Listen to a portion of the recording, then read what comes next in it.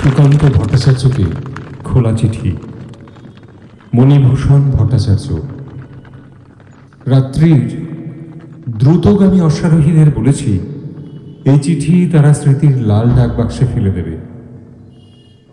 রাস্তার পাশে তামাটে কলা পাতা জড়ানো 205খানা হাড় পেটের ভারে কুঁজো হয়ে মাটিতে বাটি পেতে বসে আছে।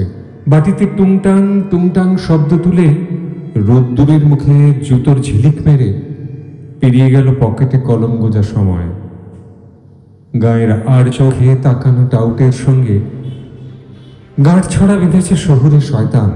চারদিকে তালপাতার সেপাইদের কুচকাওয়াজের শব্দ আমাদের সমস্ত গানকে গলা টিপে দেওয়ালে ঠেসে ধরেছে এই সময়ে। তুমি যদি বেঁচে থাকতে আজ তোমার 50 বছর পূর্ণ হতো। পূর্ব গোলার্ধের এই উষ্ণ অঞ্চলে বার্ধক্য বড় তাড়াতাড়ি আসে। বেঁচে থাকলে তুমি হয়তো তোমার মতোই টকবকে তরুণ কিংবা আমাদের মতো অস্পষ্টভাষী মেনে মুখ 72 হয়ে যেতে পারতে। এখানে সকাল সন্ধে টপ টপ ঘামের শব্দের মধ্যে দু একবার দোয়েল শীষ দেয়, ফাঁস করে দেশলাই জ্বলে ওঠে। আর তখনই দক্ষিণ বাতাসে উড়ো খবর আসে এখানে শোক কিংবা সুখের পরমায়ু এখনো একটা জ্বলন্ত সিগারেটের চেয়ে বেশি নয়। টিকে থাকলে হয়তো কোনো আন্তর্জাতিক লেখক সংঘের পুরস্কার ঝোলানো সভাপতি ঘন ঘন হাওয়াই জাহাজের তলা থেকে মাটি সরে যেত। একাডেমির চেয়ারম্যান, পুস্তক প্রকাশনীর মালিক, বাজারি পত্রিকার খুঁটি কিংবা রাষ্ট্রীয় পুঁজির প্রচার অধিকর্তা অথবা আগাগোড়া খাঁটি থাকার দায়ে 4খানা জবের ঝলসানো পূর্ণিমা চাঁদের উপর এক হাতা আস্ত কলাই সেদ্ধ গড়িয়ে যেত জেলখানায়।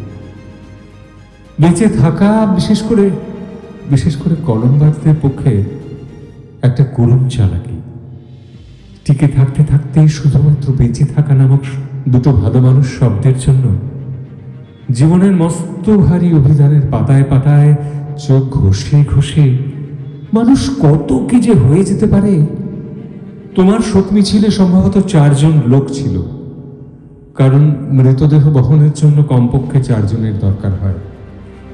আর যাদের থাকার কথা ছিল তারা তখন কারখানায়, বয়লারের সামনে, খনির অন্ধকারের মালিকানায়, সাবলের ধাতব সংঘর্ষে, ভাঙা খোয়ার পাহাড়ের সামনে, রাস্তার ধারে গাছতলায়, জ্বলন্ত ইটের পাঁজার কাছাকাছি, গোড়ালি ফাটা মাঠে, তেষ্টার লম্বা দরখাস্ত মেরে দেওয়া জিভের উপর কর্কট ক্রান্তি চামড়া পোড়ানো আঁচের নিচে পিঠ পেতে গামছা দিয়ে বারবার গায়ের ঘাম মুছে নিচ্ছিল।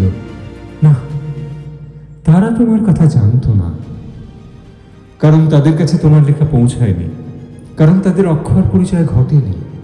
তাই এখন আমরা আমাদের নিরক্ষর বিবেকের সামনে হিতৈষী খাদির পর্দা ঝুলিয়ে দিয়ে তাদের স্বাক্ষর বানাবার তাবে আছে, যাতে অন্তত এই ভুবন বিজয়ী লঙ্গরখানার নামের দীর্ঘতম তালিকায় তারা নিজের নামটা পড়ে নিতে পারে। মৃত ব্যক্তির কাছে চিঠি লেখার কোনো মানে হয় না জানি, কিন্তু তুমি তো ব্যক্তি নাও, প্রতিষ্ঠান নাও। তুমি একটা শ্রেণী, একটা সর্বগ্রাসী, ঘামে ভেজা, লেলিহান, অগ্রগামী শ্রেণীগত মানুষ তুমি।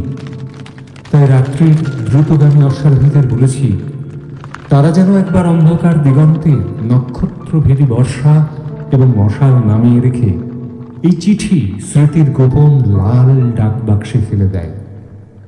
টিভিতে তোমার ফুসফুস ঝরঝরে হয়ে গিয়েছিল।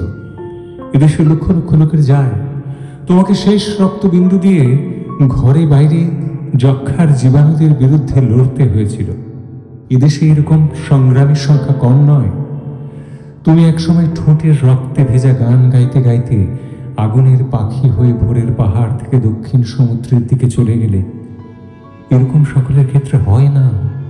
আর সেখানেই তুমি আমাদের প্রাণের সঙ্গে, আমাদের কুড়ে খাওয়া স্মৃতি, আমাদের আগামী বিবেক, আমাদের কাপুরুষ পাঁজরের নিচে তুমি একটা গনগনে গানের মধুরতম সন্ত্রাস। ফুটপাথে বসে থাকা ওই ভিখিরি মেয়েটির সামনে চুরুট মুখে সলা পরামর্শ করতে করতে পাল্টে যাচ্ছে সময়।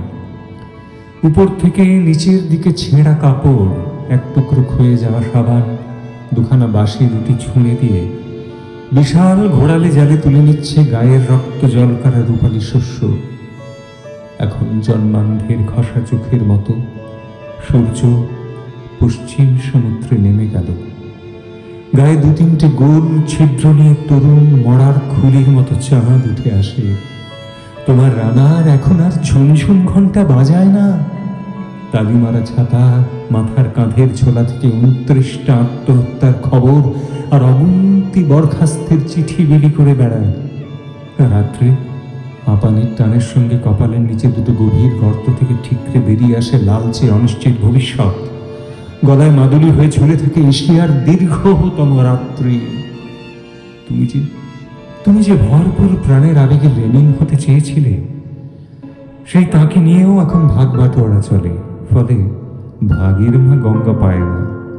এ কথা তুমি পরিষ্কার জানতে এই কোটি কোটি পিছু মোড়া হাত পা বাঁধা কৃতদাসের বাজারে সবকিছুই পণ্য। এই মৌসুমী অঞ্চলের ফুল ও ফল, ওই বাতাসা হাতে ছোটন্ত শিশুটির চিবুকের তিল, এই জবরদস্তি জীবনের সমস্ত লবঙ্গ, এলাচ, ওই রোদে পোড়া ফুটপাথে ডান হাতের আঙুল কাটা আসন্ন প্রসবা ভিখিরি মেয়েটির চিত্রকল্প, নিঃস্বের ন্যাকড়া কিংবা পণ্ডিতের মগজ, এমনকি তোমার জন্মদিনও পণ্য। আর এই মাল খালাস করা বেনিয়া, মাতাল, ধরিবাজ, গুপ্তচর এবং ফরেদের ভিড় এবং তোমার জন্য লোক দেখানো হাহুতাশ, এসবের বাইরে একজন আমাদের জন্য ঘোরতর অপেক্ষা করে আছে, যে সবেমাত্র ভূমিষ্ঠ হয়েছে। যদিও আমরা তাকে নিজেদের মধ্যে চোখ টেপাটেপি করে তোমার জন্মজয়ন্তীর কমিটির সদস্য করে নেবার ফিকিরে আছে। সে কিন্তু আমাদের কাউকে পেয়ারের লোক বলে খাতির করবে না, কারণ আমরা তার মাকে ফুটপাথে শুকিয়েছি, আমরা তার হাতে তোবড়ানো এনামেলের বাটি ধরিয়ে দিয়েছি এবং জন্মের পরে দুধের পরিবর্তে কয়েক ফোঁটা রক্ত চিঠি নিয়েছি সদ্যজাত উলঙ্গ আগামী ভারতবর্ষ। আর তাই যখন এই উপমহাদেশ জোড়া বিশাল ডালপালা ছড়ানো প্রাণময় গাছটিকে দুই প্রান্ত থেকে দেশি এবং বিদেশি হাতল লাগানো করাতে চিরে রস গড়িয়ে পড়া ফালিগুলো দুই দিকে জমা করছে, আর মধ্যবর্তী বদ্ধভূমিতে ফিনকি দিচ্ছে দিন এবং রাত্রি অগ্নিকন্যা, এই সুসময়ে তোমার কথাই মনে পড়ে, একমাত্র তোমার কথা। তাই রাত্রির দ্রুতগামী অশ্বারোহীদের বলেছি, অন্ধকারের সমস্ত আশ্রয় পুড়িয়ে দেওয়ার আগে সমস্ত পাহাড় আর সমুদ্রের উপর হাজার হাজার পাখি উড়িয়ে দেওয়ার আগে এই চিঠি যেন তারা তোমার ফুসফুস খরিত ভোরের লাল ডাক বাক্সে ফেলে দেয়।